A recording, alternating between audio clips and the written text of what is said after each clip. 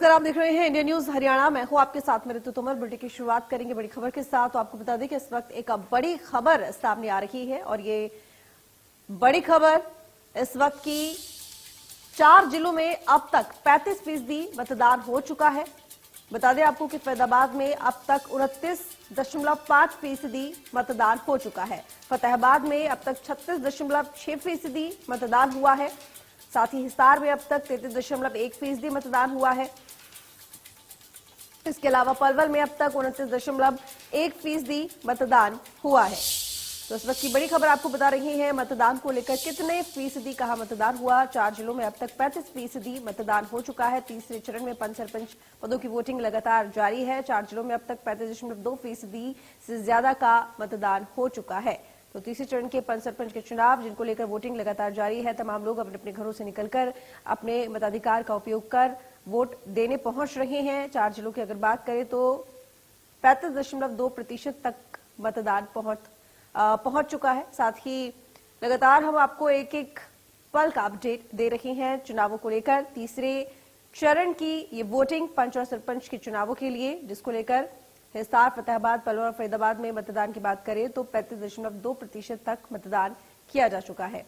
और साथ ही बता दें कि कुल बूथ 2655 है और साथ ही सरपंच 929 पदों के लिए चुनाव और पंच की अगर बात करें तो 10,362 पदों के लिए ये चुनाव हो रहा है। और हिसार में अब तक 33.2% मतदान पहुंच चुका है। पलवल में अब तक 39.7% मतदान हो चुका है। और आखिरी चरण का मतदान है हिसार, फतेहाबाद, पलवल और फरीदाबाद में ये चुनाव चल रहा है। तो अगर अभी तक की बात करें तो वोट प्रतिशत 35.2% तक पहुंच चुका है। तो फरीदाबाद में 35.2% है, पलवल में 39.4%, फतेहाबाद में 36.9% है और हिसार में 33.1% मतदान हो चुका है।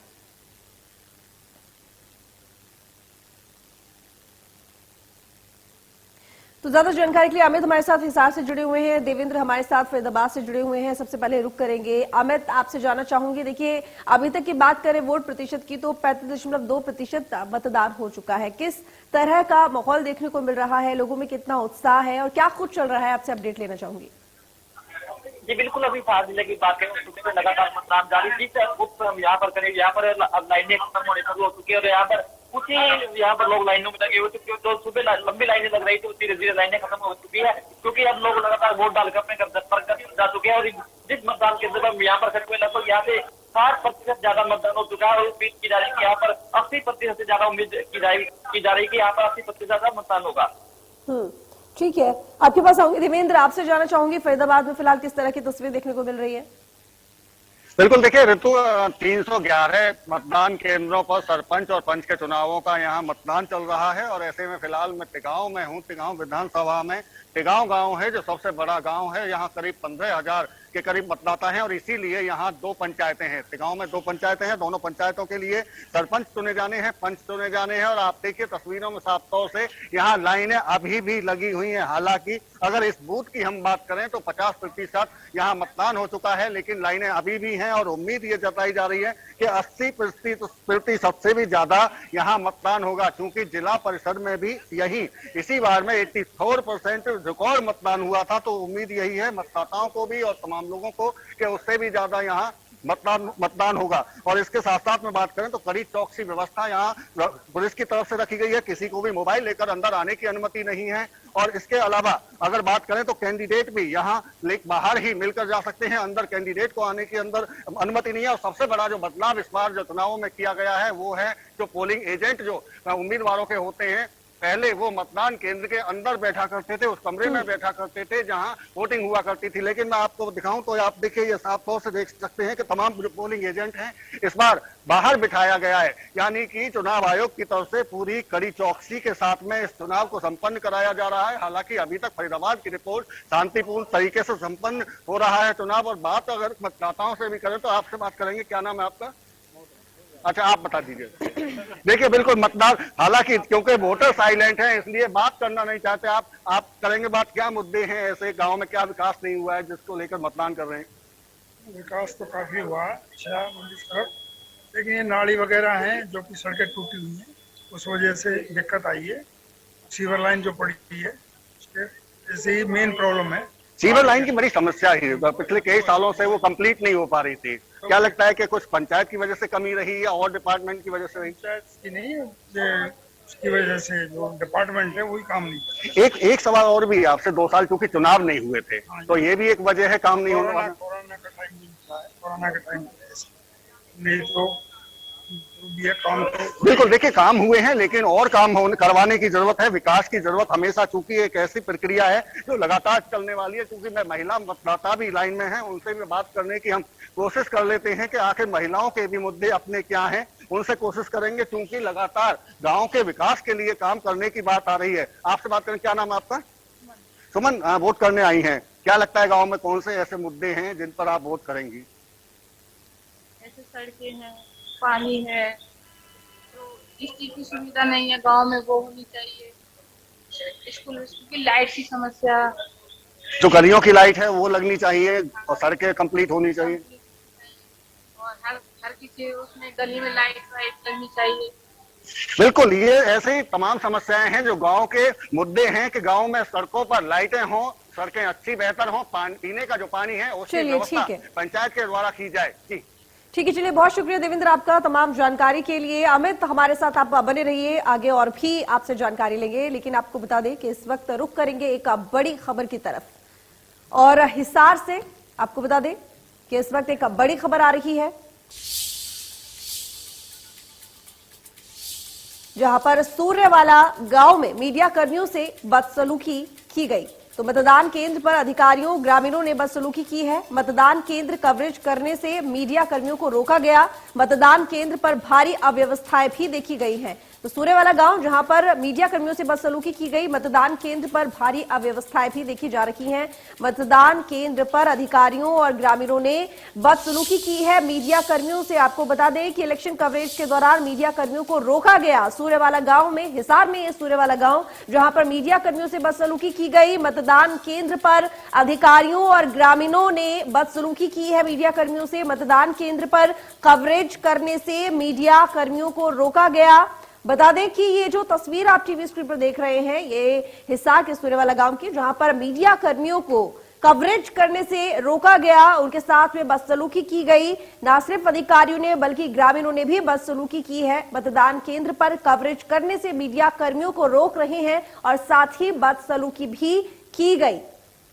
तो हिसार के सूर्यवाला गांव जहां पर मीडिया कर्मियों से इस तरह का व्यवहार किया गया। साथ ही आपको बता दें कि भारी अव्यवस्थाएं भी मतदान केंद्र पर देखी जा रही हैं।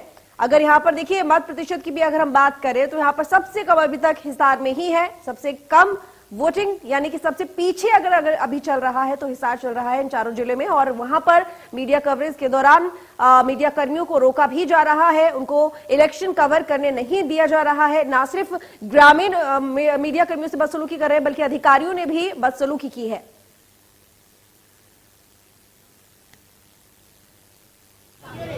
तो अमित हमारे साथ लगातार बने हुए संवाददाता, अमित आपसे जानना चाहूंगी पूरा मामला क्या है, मीडिया कर्मियों से इस तरह का व्यवहार आखिर क्यों?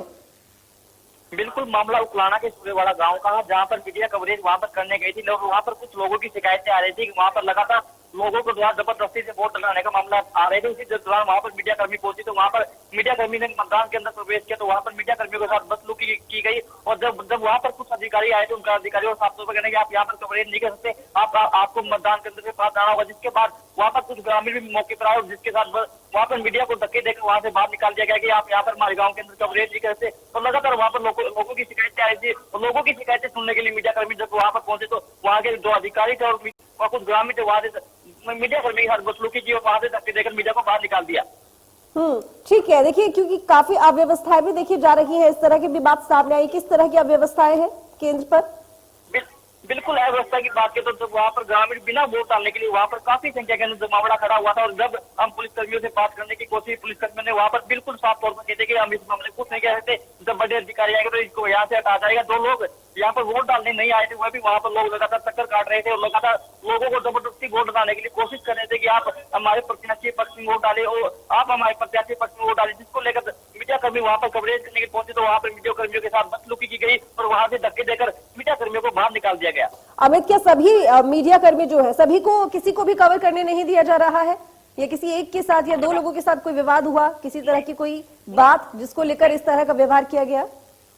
बिल्कुल लगातार बात की तो लगातार वहाँ पे मीडिया कर्मियों, किसी भी मीडिया कर्मियों की वहाँ पर एंट्री नहीं है और लगातार मतदान केंद्रों के लगातार बाहर लगातार निकाला जा रहा है और लोगों किसी भी ग्रामीणों का साफ तौर कि आप हमारे मतदान केंद्र की यहाँ पर जो कवरेज है वो नहीं कर सकते क्योंकि हमारा गांव बिल्कुल भाईचारा। लेकिन जिस गांव की बात की तो वहाँ पर गांव बिल्कुल बदमाशी के तौर पर देखा जाता है क्योंकि सूर्यवाड़ा गांव का नाम पूरे हरियाणा के अंदर फेमस और लगातार वहाँ पर बदमाशी दिखने के कारण वहाँ पर लोग लगातार इस तरह की अभी भी बदमाशी दिखा रहे हैं, मीडिया कर्मियों के साथ लगातार बदसलूकी कर रहे हैं।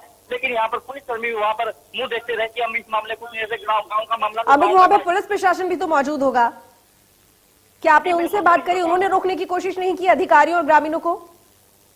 जी बिल्कुल, पुलिस कर्मियों की बात करें, पुलिस कर्मियों ने किसी भी तरह के वहाँ पर अपने बीच में कोई बात नहीं की। हमने कहा कि आप इस तरह मामले ना होने दें, लेकिन पुलिस कर्मियों कह रहे हैं कि इस मामले में हम कुछ नहीं करते, ये गांव का मामला है और अधिकारियों का मामला। हमारी ड्यूटी यहाँ पर केवल लोगों को देखने के लिए लगी हुई है, ना कि किसी को रोकने के लिए लगी हुई है। जिसके बाद में पुलिस कर्मियों ने भी अपने वहाँ पर खड़े कर दिए और लगातार वहाँ पर मीडिया कर्मियों को बदसलूकी होते हुए देखते पुलिस मुंह देखती रही।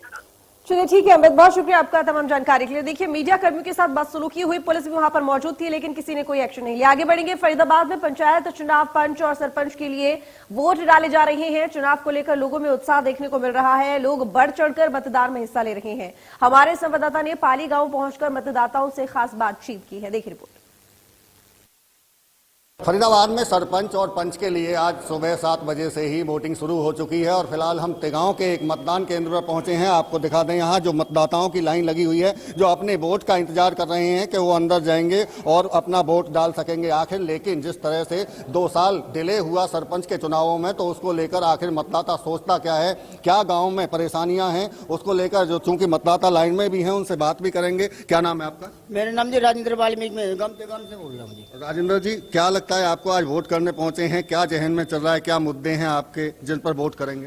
देखो जी, सबसे पहले तो हमारे जो गांव है तिगांव में, इसमें रोड बहुत ज्यादा खराब है, बड़े बूढ़े बच्चे पढ़ने शिक्षित सब परेशान, आने जाने वाले। रात को लाइट चली जाती है उससे और ज्यादा परेशान है। हमें तो अपने गाँव का अच्छा, गाँव का विकास चाहिए, गाँव का विकास चाहिए, खूब हरियाली है, खूब तंदुरुस्त चाहिए बिल्कुल। तो गांव में क्या रास्ते की प्रॉब्लम बता रहे हैं, गंदे पानी की निकासी भी? आज ही पूरा रास्ता खराब है, सब जगह पानी, रोड टूटे हुए हैं, कोई सुविधा नहीं है, ऐसे चल रहा है। तो अगर अब आप वोट करेंगे तो ऐसे उम्मीदवार को वोट देंगे जो आपके काम करा? आज उसी को देंगे जो काम कराएंगे। बिल्कुल, जो काम करा सके, जो विकास करा सके, उसी को वोट करेंगे। आपको लगता है कि जैसे बिजली की, पानी की समस्या बताई, सड़कों की समस्या है, और भी कोई समस्या है जो होनी चाहिए थी, पूरी अभी हुई नहीं?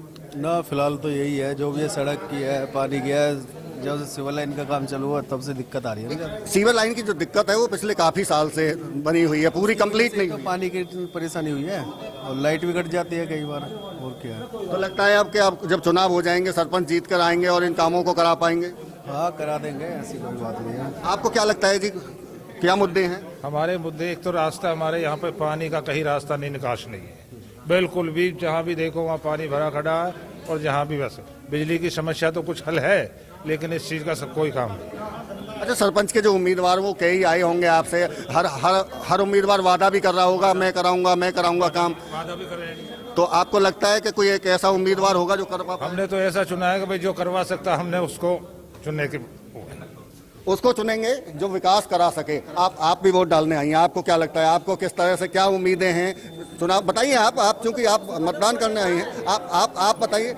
बिल्कुल, देखिए महिलाएं हैं, हालांकि घूंघट में वो वोट डालने जरूर आई हैं, लेकिन जो मुद्दे हैं वो गांव के विकास के हैं, चाहे बिजली की समस्या हो, चाहे सड़कों की, और सबसे ज्यादा जो गंदे पानी की निकासी है, वो तमाम ऐसे मुद्दे हैं जिनको लेकर आज ये तमाम मतदाता वोट कर रहे हैं। आज ही सरपंच और पंच का रिजल्ट परिणाम शाम को आ जाना है, तो अब जिस तरह से गाँव की सरकार चुनी जानी है, तो आज उसका चुनाव हो रहा है। फरीदाबाद से देवेंद्र कौशिक, इंडिया न्यूज।